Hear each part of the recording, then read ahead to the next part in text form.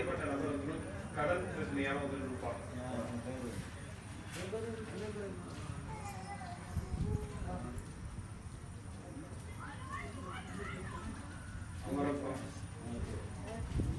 ஏதோ நம்ம புத்தி இல்லாம நம்மளுடைய புத்தி இல்லாத துரோகம் பண்ணலப்பா, ஆனா நம்மளே எல்லாம் ஏமாத்தி துரோகம் பண்ணிட்டாங்க.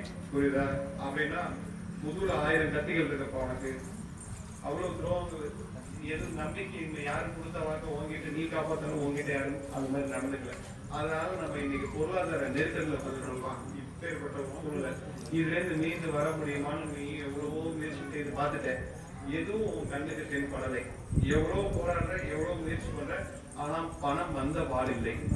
பணமும் வரல, பணமும் கொடுக்கவும் முடியல. இப்போ கொடுத்த இடத்துல நெருக்கடி, நம்ம அதை மாநிலத்தை திருப்பி கொடுக்க முடியாம வழி இல்லை, பொருளாதாரத்தை மேம்படுத்தி கொண்டு போக முடியல. இப்ப கருப்பசாமி இந்த சூழ்நிலை படிப்படியா மாற்றி அமைச்சு கொடுத்தா போதுமா? அப்படியே அமைச்சு கொடுத்து உன் கடன் அடைச்சு கொடுத்தா எனக்கு என்ன தருவேன்? நியாயமான வார்த்தை. ஒரு வாட்டி எனக்கு சுத்தி பார்ப்பான்.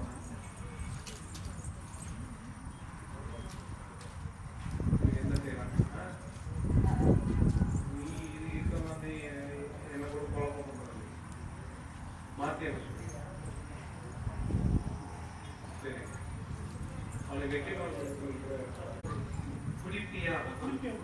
குடிக்க மாட்டேங்குல. குடிக்காம இருந்தா உனக்கு வெற்றி மாடப்பா. குடிச்சதை உனக்கு கண்ட மாடப்பா. இதுல இருந்து உனக்கு எந்த ரூபத்தையாவது பொருளாதாரத்தை உனக்கு சேர்த்துடுறேன்.